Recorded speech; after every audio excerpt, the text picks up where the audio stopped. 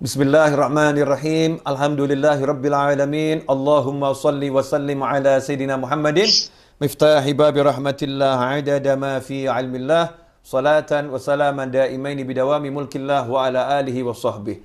Assalamualaikum warahmatullahi wabarakatuh. Waalaikumsalam Warahmatullahi wabarakatuh. Alhamdulillah kita bisa bertemu kembali dengan Rauhah Virtual bersama Habib Muhammad bin Husain Al-Habsyi, Habib Muhammad bin Anis Syahab Malang, Habib Ali Al-Kaf Garut, dan Habib Gas Asgaf lagi nonton dari rumah ya, karena beliau baru keluar dari tempat istirahatnya untuk melanjutkan khalwat. Insyaallah segera semakin seger insyaallah. Amin insyaallah. Pada kesempatan kali ini kita akan membahas Sohibul Maulid Simtud Durrar Habib Ali bin Muhammad bin Husain Al-Habsyi. Tetapi kita ambil sudut bagaimana cara sang ayah mendidik anak. Ya, bagaimana ayah mendidik anak. Dan kita alhamdulillah para habaib, Habib Muhammad bin Anis, Habib Ali Al-Kaf, ini cucunya Habib Ali ada di sini, ya, cicitnya ada di sini. Jadi kita bisa wawancara langsung pada keluarganya ini. Insyaallah dapat informasi-informasi yang akurat, yang valid ya. Bukan yang hoax atau berseliweran yang mungkin ada tambahan-tambahan yang nggak pas, tapi informasi yang keilmuan, yang valid. Bukan katanya. Di antaranya yang saya tahu Habib, saya mau klarifikasi langsung ya. Habib Muhammad bin Husain Al-Habsyi ini, beliau ketika diperintahkan pindah ke Mekah oleh guru beliau, Al-Habib Abdullah bin Husain Batohir, saat di Mekah, beliau itu menyewa sebuah rumah, kemudian beliau juga bukan orang yang kaya raya. Orang yang ekonominya itu apa adanya. Ya, sampai beliau itu cari kayu bakar, kemudian dijual di pasar untuk kehidupan sehari-hari. Apakah memang seperti itu sesuai dengan faktanya? Ya. Bismillahirrahmanirrahim. Jadi Habib Muhammad bin Husain Al-Habsyi itu ketika beliau itu diperintahkan untuk ke Mekah, memang Habib Muhammad ini terkenal yakinnya luar biasa. Setiap diperintah sama gurunya untuk datang ke daerah ini tuh nggak pernah nanya di sana ada siapa atau saya harus temui siapa, nggak pernah, langsung berangkat. Bahkan sampai pernah suatu ketika gurunya tuh heran, loh kamu kok nggak nanya mau ketemu siapa? Nggak, boleh kamu perintahkan saya pokoknya jalan. Nah, karena itu berada dapat doa yang istimewa itu dari gurunya. Ini Muhammad bin Husain semangat dakwahnya luar biasa. Nanti keturunannya akan banyak orang-orang yang alim dari keturunan beliau. Masya Allah, amin. Nah, ketika beliau di Mekah itu ya tadi kerja seadanya, kemudian saya itu nyewa tempat seadanya. Pada saat itu beliau jadi ulama yang hebat, tinggal bersama dengan keluarganya di sana. Kemudian saya itu kayu bakar dan lain sebagainya. Itu keseharian Habib Muhammad bin Husain Al-Habsyi. Jadi beliau tetap cari nafkah, namun tidak sampai meninggalkan kesibukan beliau mengajar. Tetap mengajar murid-muridnya, bahkan banyak sekali murid-muridnya yang mengambil ilmu dari beliau, bahkan sanad keilmuan para ulama Nusantara pun juga ke Habib Muhammad bin Husain itu sendiri. Masya Allah. Jadi betul-betul berusaha cari yang halal nih ya. Yang halal untuk menghidupi keluarganya. Habib Muhammad bin Anis, ya, Malang ini. Ini kelihatannya Malang sejuk-sejuknya saat ini ya. Iya, hujan terus Habib, alhamdulillah. Masya Allah, ini Habib Ali Al-Kaf Garut juga menunjukkan panggilan dari Garut tentang kesejukan dan keindahan Garut yang selama ini kita dengar tampak dari wajahnya teduh. Wajahnya teduh. Masya Allah. Ini Habib Muhammad bin Anis, kita mulai dari Malang dulu. Tentang Habib Muhammad bin Husain Al-Habsyi ini, bagaimana beliau sebagai seorang ulama besar yang akhirnya punya putra-putra yang luar biasa, bukan hanya Habib Ali Habsyi, ada Habib Husain bin Muhammad bin Husain Al-Habsyi, ada Habib Ahmad bin Muhammad Al-Habsyi, ada Habib Syekh semuanya orang-orang yang luar biasa. Pandangan antum tentang sosok ayah ini seperti apa, Habib? Masya Allah, alhamdulillah. Sebenarnya Habib Novel lebih pas untuk ngomong masalah ini ya, karena alhamdulillah kita dijadikan oleh Allah orang-orang yang diamanati anak-anak oleh Allah, dan semoga kita menjadi orang-orang yang kelak berbahagia berkah dari anak-anak kita, dan semoga anak-anak kita dijadikan hujatan lana la alaina.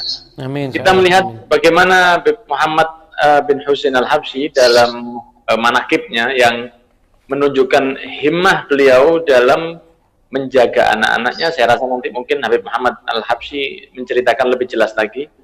Memang sosok ayah ini sangat penting karena ayah dan ibu ini seperti sayap yang saling melengkapi.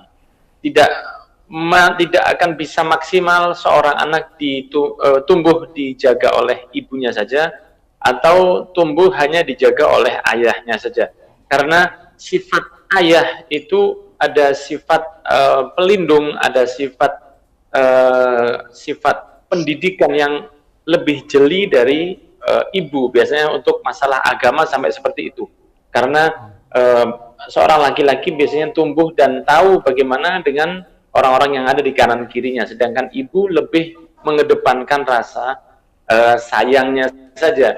Sehingga kita lihat Habib Muhammad bin Husain dan juga para salaf kita, mereka sangat peduli dengan pendidikan agama ke anak-anak mereka dan tidak menginginkan anaknya terlalu fokus ke urusan duniawi, di mana hal itu adalah sesuatu yang memang akan dijamin oleh Allah Subhanahu wa taala. Sehingga waktu singkat sedikit yang diberikan oleh Allah dalam usia kita, kita lihat betapa suksesnya para salaf, para waliullah, dan suksesnya Habib Muhammad bin Husain Al-Habsyi, memiliki putra di antaranya Habib Ali Habsyi yang maulidnya dibaca di mana-mana, bahkan di Indonesia, seluruh Indonesia membaca maulidnya, padahal beliau nggak pernah ke Indonesia. Inilah bentuk kesuksesan yang hakiki, di mana suksesnya anak tidak dinilai dengan urusan duniawi, akan tetapi suksesnya adalah bagaimana mengajak orang banyak berkumpul untuk mengingat kepada Allah. Itu adalah satu karomah, ya para habaib. Karomah itu tidak harus bisa naik, bisa terbang, atau bisa berjalan di atas air. Di antara karomah itu adalah bagaimana Allah menjadikan kita sebagai pengumpul kebaikan bagi orang lain.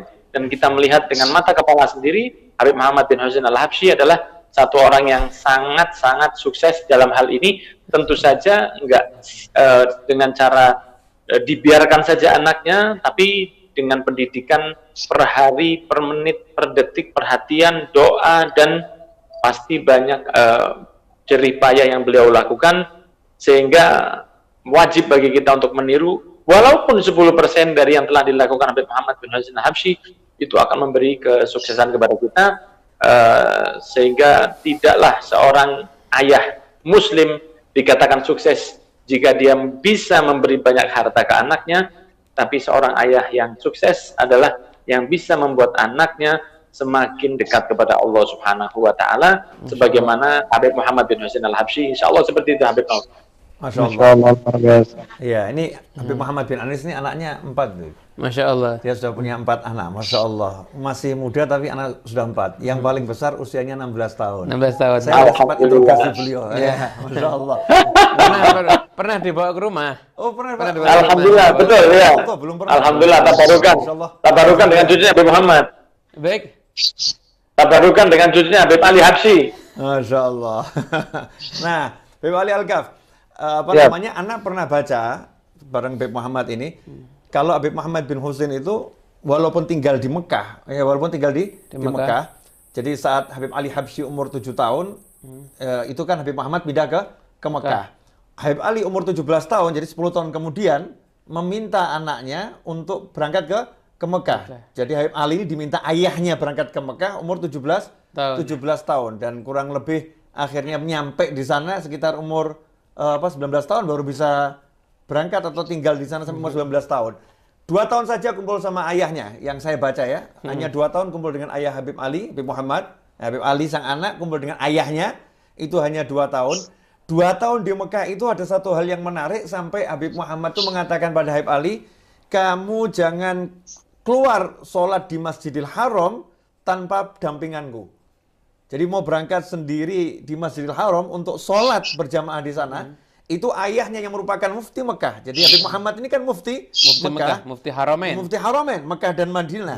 Melarang putranya untuk sholat di Masjidil Haram tanpa didampingi oleh beliau. Jadi jalan sendiri nggak boleh, padahal sudah sangat dewasa dan alim nih. Sebetulnya ada apa Habib Ali Al-Kaf sampai salaf kita ini Habib Muhammad bin Husain yang alim menjaga anaknya sedemikian rupa, jangan sampai nanti di Masjidil Haram ketemu orang dari segala penjuru dunia, kemudian mendapatkan informasi-informasi yang mengganggu proses pendidikannya ini. Kok sampai segitunya jaga anak ini, kira-kira bagaimana Habib Ali? Bismillahirrahmanirrahim. Alhamdulillah wassallallahu wasallam wa baraka ala Rasulillah Muhammad ibn Abdullah wa ala alihi wa sahbihi wa man wala.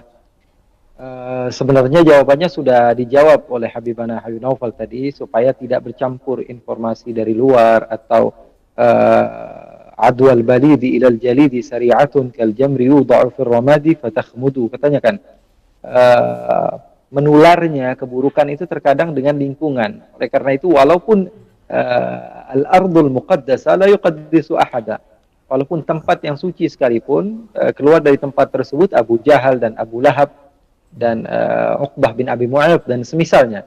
Artinya ini perhatian yang begitu luar biasa dari seorang ayah, karena dia memandang, karena beliau memandang bahwa sesungguhnya putranya ini adalah didikan daripada para guru masyayikh, bahkan sebagian di antara guru Habib Ali Al-Habsyi adalah guru ayah beliau juga. Artinya memang orang-orang besar, dan Habib Ali banyak sekali mendapatkan, Habib Muhammad banyak sekali mendapatkan bisyarah-bisyarah tentang putranya ini Al-Habib Ali bin Muhammad bin Husain Al-Habsyi. Artinya perhatian beliau selain wallahu alam seperti yang dilakukan oleh Sayyiduna Abdul Muttalib kepada Rasulullah sallallahu alaihi wasallam, yang mendapat kabar dari Saif bin Yazin, yang mendapat kabar dari para rahib yang datang ke kota Mekah, atau perjumpaan Abdul Muttalib dengan raja-raja yang ahlul kitab, memberitahu bahwa sungguhnya cucunya innalahu lasya'an, bahwa sungguhnya cucunya ini memiliki sesuatu yang berbeda. Dan nadrah daripada guru-guru Al-Habib Ali Al-Habsyi kepada Al-Habib Ali Al-Habsyi tidak perlu syamas fi rabi'atul nahar. Beliau dari semenjak kecil memang dikenal dengan keilmuan beliau, keibadah beliau, waraknya beliau, zuhudnya beliau, dan rajinnya beliau, dan masyhadnya kepada guru-guru beliau, sehingga sebelum beliau sampai ke kota Makkah pun beliau sudah menguasai beberapa ilmu.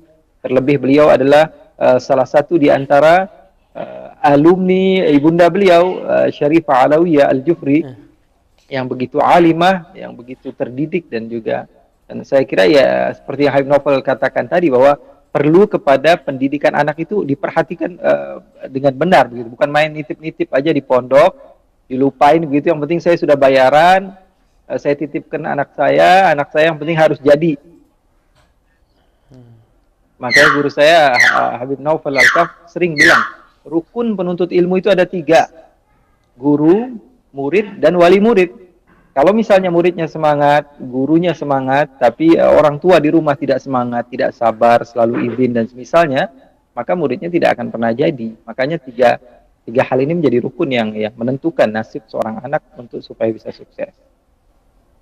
Masya Allah, Alhamdulillah. Masya Allah. Jadi Pak Muhammad, dari uraian beliau berdua ini, bahwasannya perhatian ayah itu sangat penting. Sangat penting. Walaupun waktunya pertemuan cuma 2 tahun, tapi punya quality time yang luar biasa. Luar biasa ya.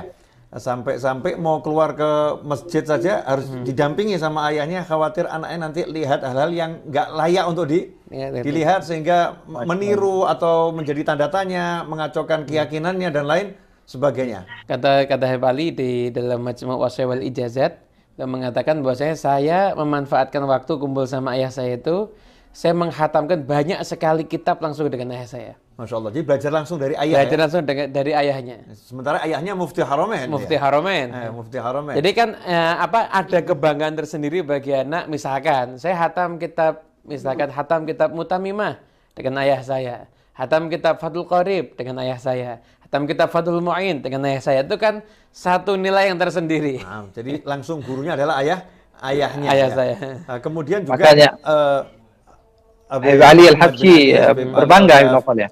Saya pernah baca juga kalau Habib Muhammad bin Husain ini setiap malam itu keluar dari kamar mengontrol anak-anaknya. Iya, lagi apa kamu? Kitab apa yang kamu baca? Kamu lagi ngapain ya?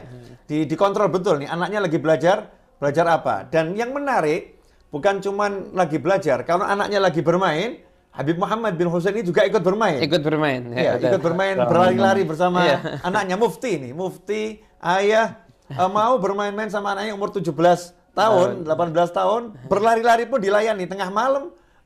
Waktu anak lagi main-main, Habib Muhammad juga ikut main. Main-main. Artinya tidak streng harus belajar terus enggak ada waktu untuk bermain-main. Nah, ini biasanya yang paham begini-begini nih, urusan bermain-main dengan anak ini, yang paham betul ini dua Habib kita nih. Nah, dua Habib kita ini paham betul. Laisa bigharib ya Habib. Bukan sesuatu yang aneh. Faqad kana jadduhu kadzalik. Masya Allah. Rasul sallallahu alaihi wasallam. Beliau main sama Sayyidina Hasan, Sayyidina Husain.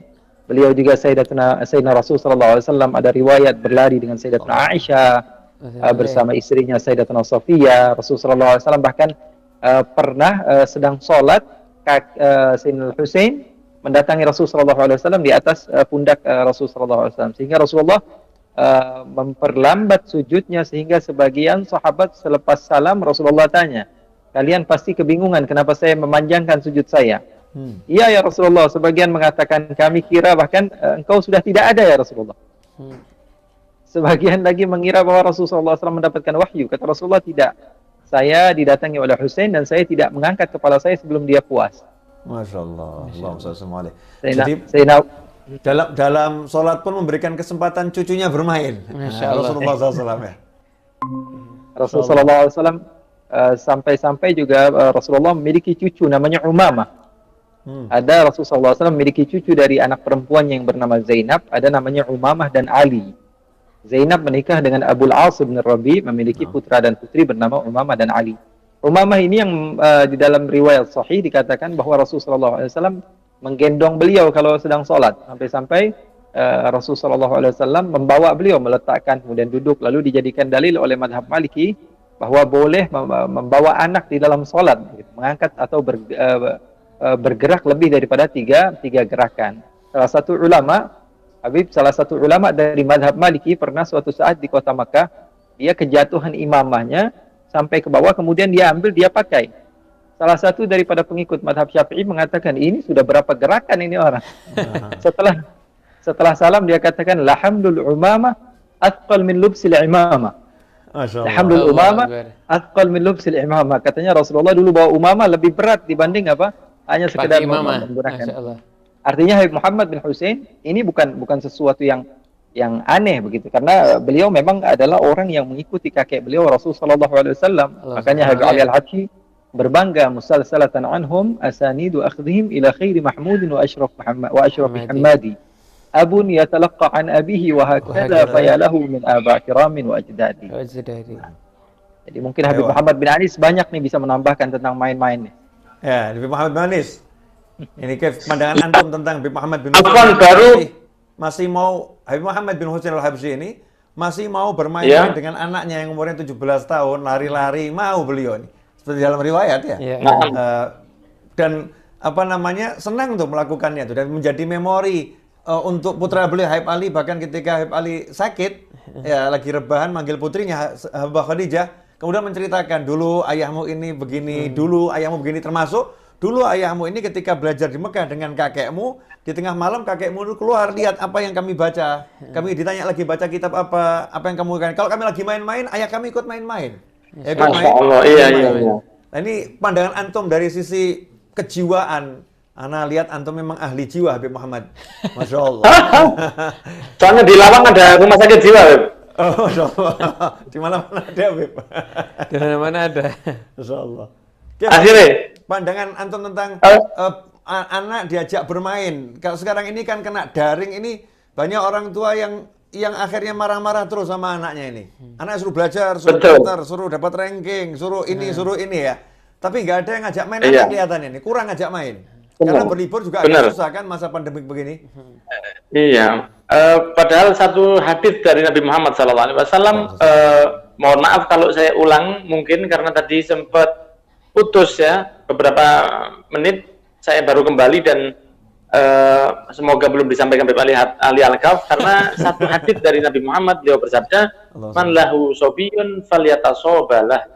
Siapa orang punya anak, maka hendaklah dia jadi seperti anak kecil itu. Jadi bermain dengannya, dan ya bahasa kita mungkin gila-gilaan dengan dia, asal tidak sampai melanggar syariat. Dan kita ketahui sendiri bahwa Nabi Muhammad SAW pernah main seperti onta-ontaan dengan Sayyidina Hasan dan Sayyidina Husain. Mungkin tadi sudah disampaikan oleh Ali Al-Kaf. Belum ditambahkan. Belum. Karomahan belum ya. Nggak lihat tapi paham kalau ini belum disampaikan semua ini. Luar biasa. Masya Allah. Terbongkar akhirnya. Terbongkar. Kita tahu bahwa betul. Bahwa Rasulullah SAW satu waktu di dalam rumahnya didatangi oleh satu sahabat, kemudian ketika itu melihat di pundaknya ada Sayyidina Hasan dan Husain, dua calon pemuda penghuni surga yang semoga kita bisa bertemu dengan beliau berdua. Dan beliau ini menaiki pundak Rasul, dan Rasul pun berjalan seperti onta di dalam rumah beliau yang sangat sederhana, bukan dari rumah yang ada marmernya atau keramik mahal seperti rumah kita, di rumah yang beralaskan tanah dengan kesederhanaan yang luar biasa, tapi ada keceriaan yang sangat istimewa di dalam rumah itu, sehingga salah satu sahabat mengatakan, nikmal jamal jamalukuma, alangkah indahnya onta kalian berdua. Maksudnya adalah alangkah mulianya yang kalian tunggangi. Kita mungkin nggak melihat onta itu sebagaimana orang Arab melihat onta. Onta itu bagi mereka seperti keluarga mereka sendiri saat itu. Di zaman Rasul, jika ada orang yang mencederai ontanya, maka seperti mencederai dirinya. Mereka mencintai onta sangat luar biasa, sehingga mereka menggambarkan alangkah indahnya onta yang kalian tumpangi, yang kalian tunggangi. Dan itu bukanlah satu penghinaan kepada Nabi Muhammad SAW, karena onta adalah sesuatu yang sangat istimewa bagi orang Arab. Dan dia mengatakan, alangkah indahnya onta yang kalian tunggangi. Dan saya merinding kalau melihat hadis ini ketika Rasul melihat ke arah yang sahabat yang berbicara tadi, fanadzara ilaihi, Rasul pun melihat kepadanya, wa ni'mar raqibani huma, dan alangkah mulianya mereka dua penunggang ini. Itulah Nabi Muhammad SAW. Mungkin saat itu nggak ada HP yang diberikan oleh Rasul ke anak-anaknya, nggak ada permainan-permainan yang seperti saat ini. Akan tetapi kita bisa melihat betapa Nabi Muhammad, seorang yang pernah bertemu dengan Allah, yang satu-satunya yang bisa memberi syafaat di hari kiamat, masih ada waktu seperti itu dengan cucunya, maka kita pun sangat dianjurkan dan bahkan berpahala untuk bermain-main dengan anak kita selama tidak bermaksiat kepada Allah, sebagaimana kita lihat dicontohkan oleh Habib Muhammad bin Husain Al-Habsyi. Insya Allah seperti itu. Masya Allah, ini saya dapat tambahan ilmu ya, walaupun kita udah sering dengar, tapi ini saya dapat tambahan mulahadhah Habib, mau saya sampaikan ke antum semua ini. Jadi Rasulullah SAW saat sahabat memuji Sayyidina Hasan dan Husain, bahwasanya kalian berdua lagi menunggangi kendaraan yang terbaik, terbaik, Rasulullah SAW mengingatkan sahabat sesuatu yang mereka lupa saat itu. Iya.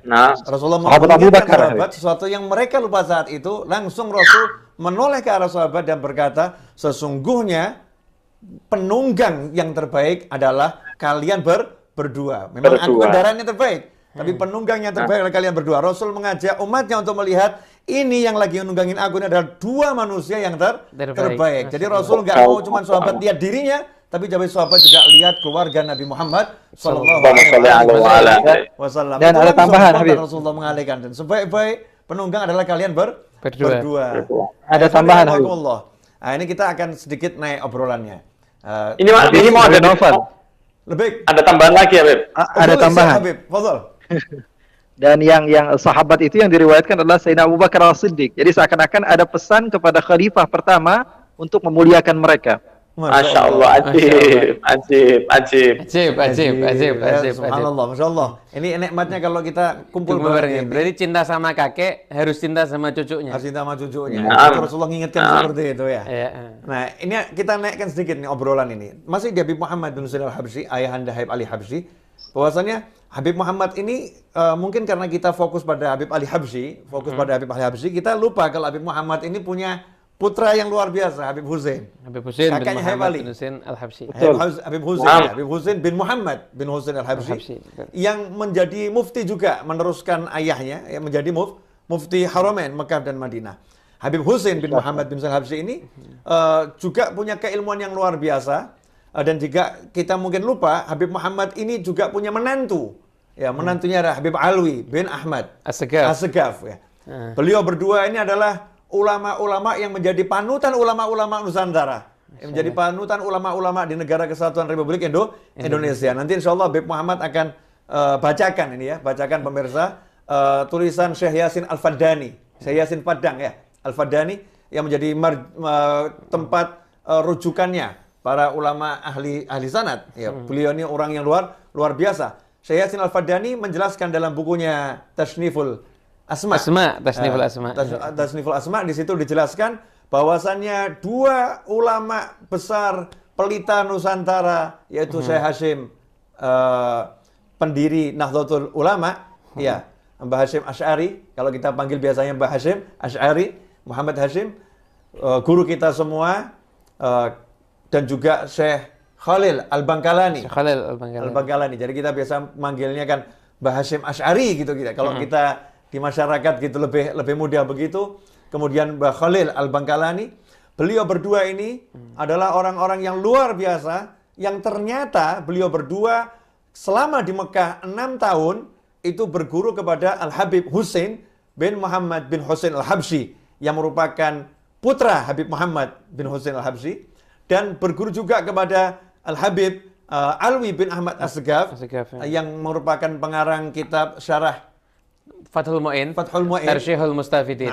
Selama 6 tahun, baik di rumahnya maupun di Masjidil Haram. Ya.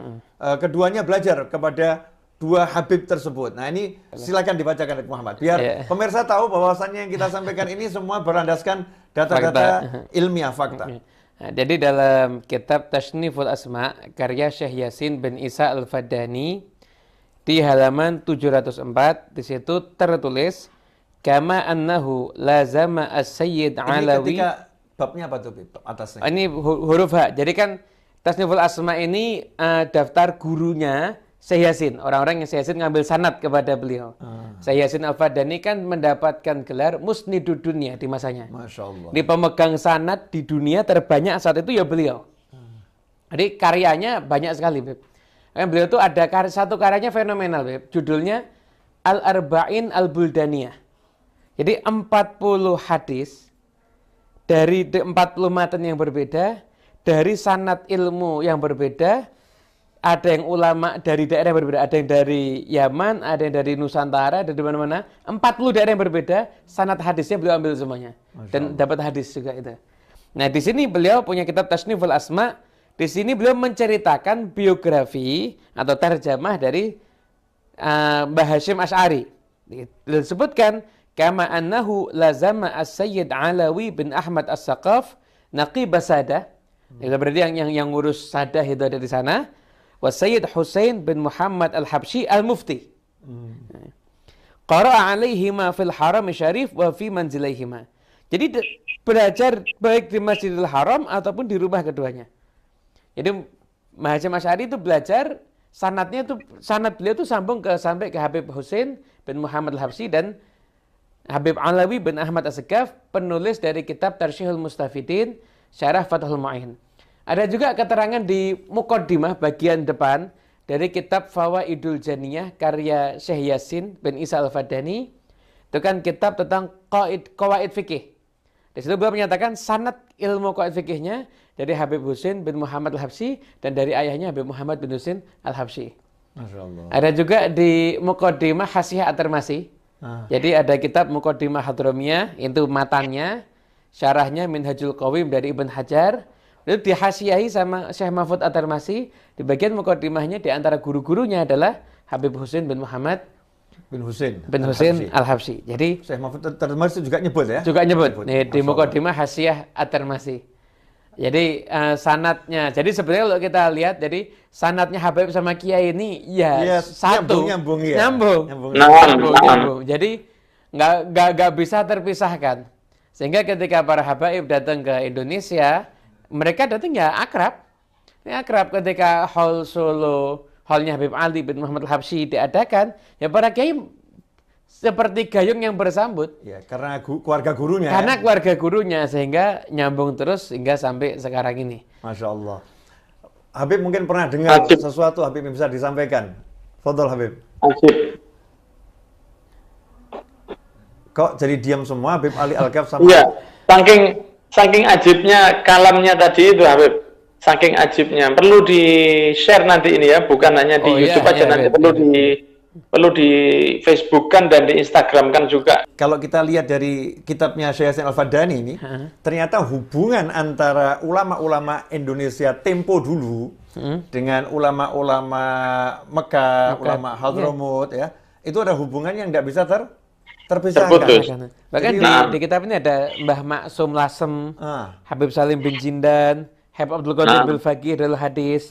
Ada semua Habib. Masya Allah. Jadi saling melengkapi. Jadi habaib ada yang berguru kepada para kiai, kiai juga berguru kepada para habaib, itu satu hal yang sebetulnya terjadi terjadi dari dulu seperti itu. Alhamdulillah. Ini lagi-lagi prestasi Habib Muhammad bin Husain Al-Habsyi ya. Masya Allah. Punya anak-anak yang akhirnya anak-anak tersebut menjadi salah satu ulama ya, ulama yang membawa peran dakwah sampai ke Indonesia. Karena keilmuannya, sanadnya ilmu jelas tadi ya.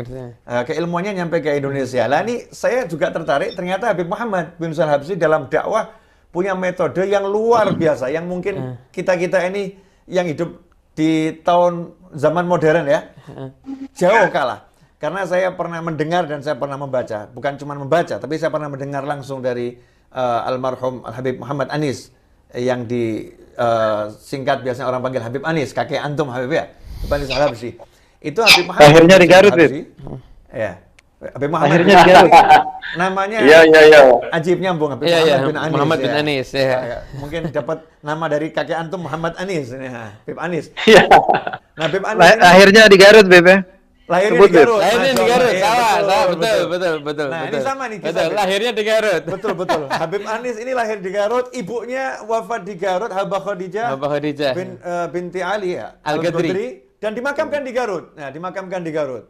Ini Habah Khadijah. Nah, Habib Anis itu kalau salah saya dengar dari Habib Anis ya. Mungkin apa saya yang salah dengar, nanti bisa dikonfirmasi kepada keluarga. Habib Anis itu pindah dari Garut usia 7 tahun. Jadi usia 7 tahun pindah ke Solo gitu ya. Karena setelah ibunya meninggal dunia kalau tidak salah, atau masih hidup ibunya. Informasi itu saya kurang paham. Yang saya tahu umur 7 tahun diminta oleh ayahnya untuk pindah ke Solo. Jadi saya teringat Habib Ali itu umur 7 tahun ya, ayahnya pindah ke Mekah. Pindah ke Mekah. Nah, ikhwani rahimakumullah.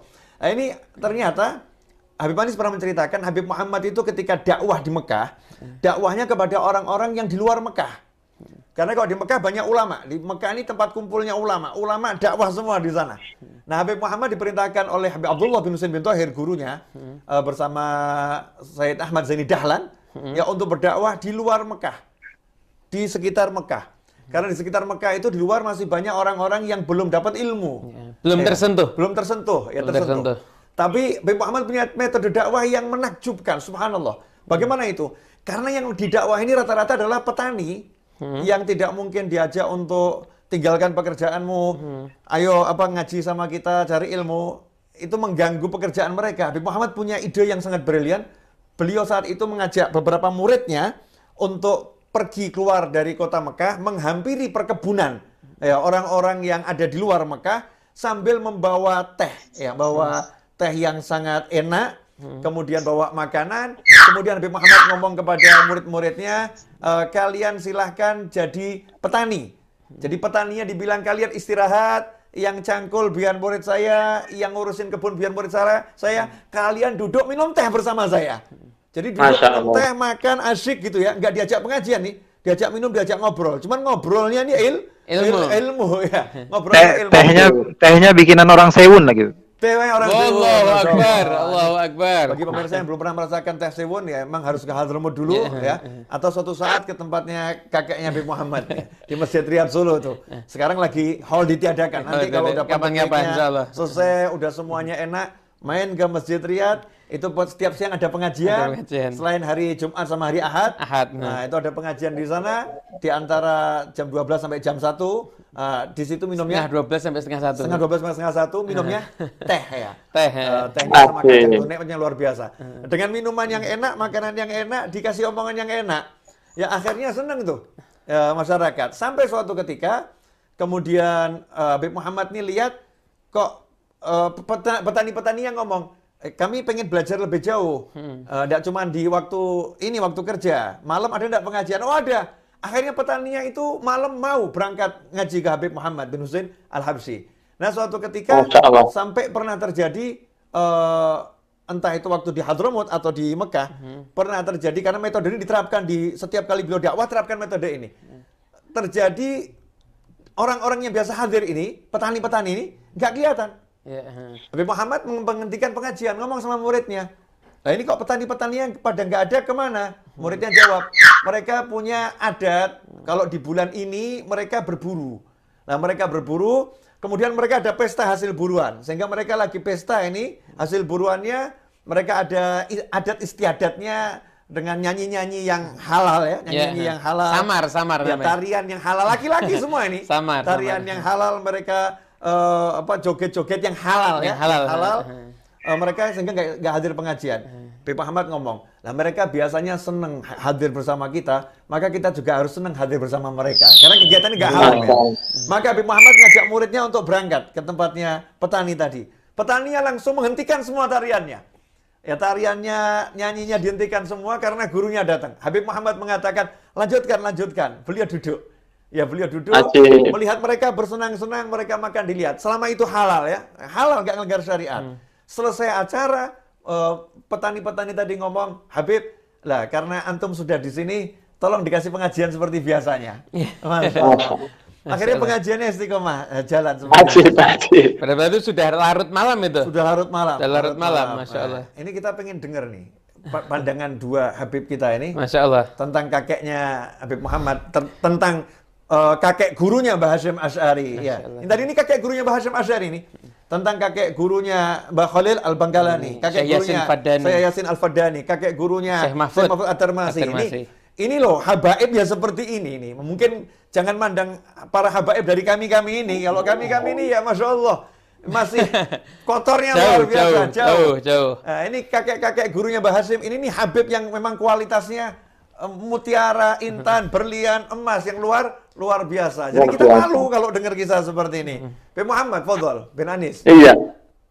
Memang cara-cara seperti itu luar biasa, Habib. Anan dulu waktu mondok di Darut Tauhid itu ilmu yang paling cepat masuk itu kalau waktu taklim kita satu guru saya, Ustadz Lalu Busairi namanya, orang asli Lombok.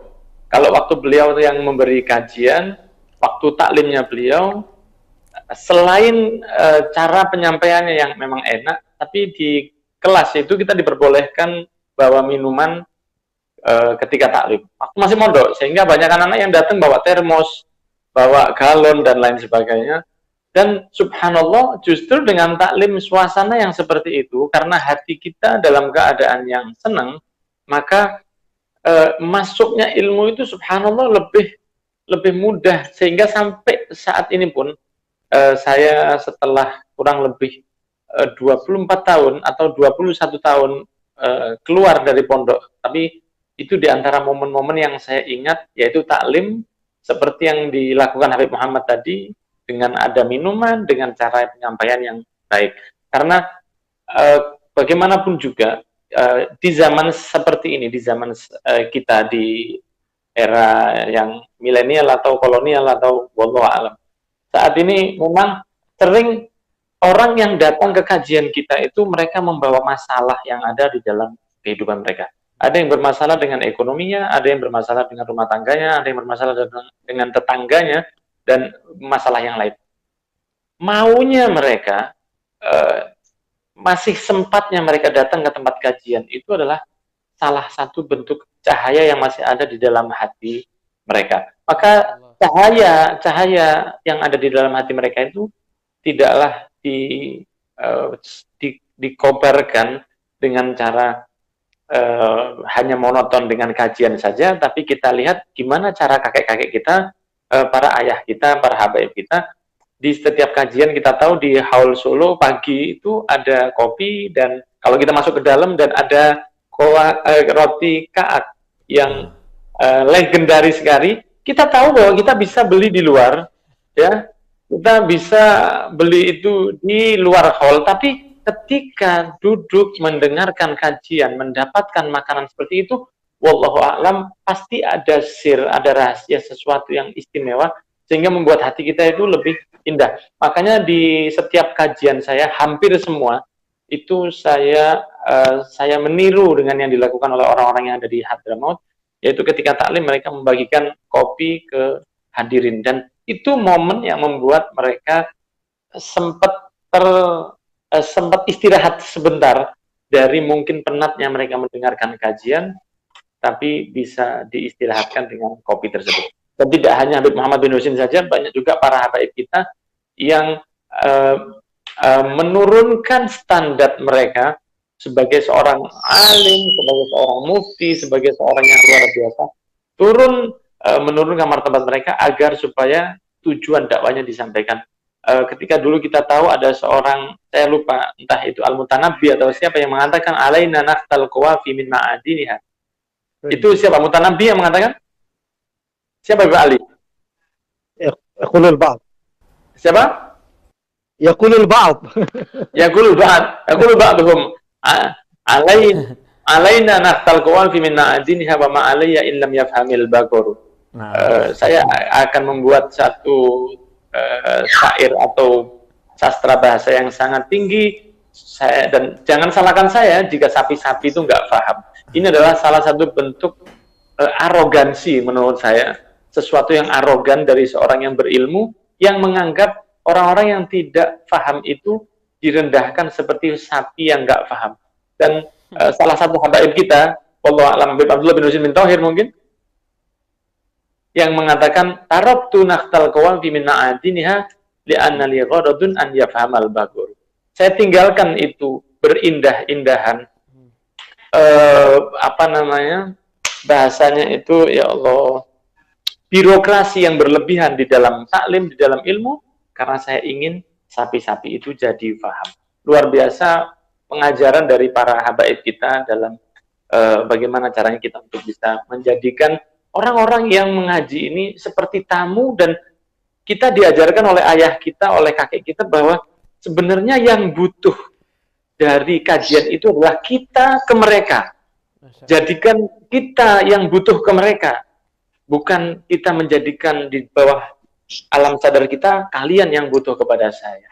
Itulah yang menjadikan ilmunya insya Allah lebih berkah. Wallahu a'lam. Insyaallah. Habib Ali Al-Kaf, fadhal Habib. Oh, udah cukup banget Habibana. Masya Allah.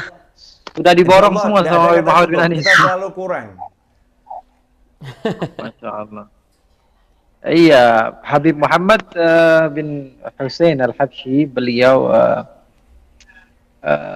berdakwah sebagaimana dakwah kakek moyang beliau. Yang diinginkan adalah hasil, bukan cara. Yang terpenting hasil, natijah, bukan wasail. Karena wasail hanya sekedar wasilah untuk sampai kepada satu hadaf. Nah, yang diinginkan adalah hadaf. Contohnya, ketika seorang anak kecil, saya ingin membahagiakan anak kecil, diberikan uang 2.000, dia lebih senang dibanding 100.000. Karena apa? Dia 2.000 dia tahu bisa membeli permen, sementara 100.000 dia nggak tahu buat beli apa. Maka hadaf kita ingin menyenangkan mereka, pahala kita lebih besar ketika kita memberikan nilai yang lebih kecil, akan tapi lebih membuat mereka senang. Ataupun kita memiliki orang tua yang mungkin tidak biasa makan-makan yang aneh-aneh, tapi kita pengen seperti orang kota gitu, bikin mereka senang dengan makanan, contohnya diajak makan steak pakai pisau yang aneh misalnya begitu, sehingga mereka justru menjadi malu gitu. Nah, ada orang yang fokus dengan wasilah, wah ini cara untuk membahagiakan, sebagaimana fulan YouTuber segala macam, dia contoh begitu. Padahal nggak mesti, yang terpenting apa? Bagaimana hadaf, tujuan atau natijah daripada apa yang diinginkan, seperti apa yang dicontohkan Habib Muhammad. Dan dakwah itulah yang perlu dipahami, seperti yang dikatakan Habib Muhammad bin Anis tadi. Ini fiqh dakwah ini yang perlu disebarkan gitu. Yang terpenting itu bukan cara, Yang terpenting itu bukan wasilah, yang terpenting hasil. Hasal maksud.